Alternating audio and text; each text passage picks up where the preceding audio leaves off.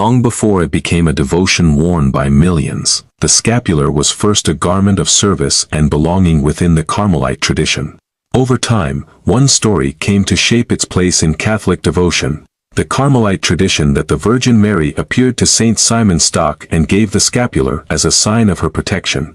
History is careful here, and some details of the story are preserved mainly through tradition, but the Carmelite family has long treated the Brown Scapular as a sign of Marian care, discipleship, and union with Christ.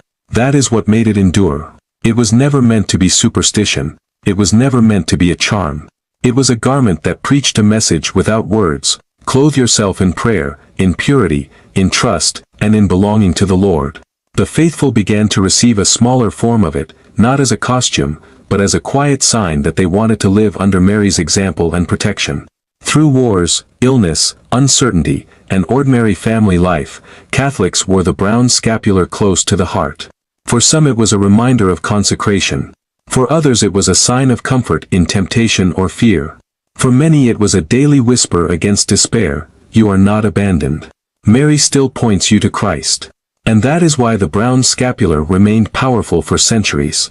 Not because cloth has magic, but because devotion changes how a soul walks. A person who reaches for heaven every day begins to live differently. And sometimes, the greatest miracle is not the dramatic rescue everyone sees. Sometimes, it is the quiet fidelity that keeps a soul from being lost.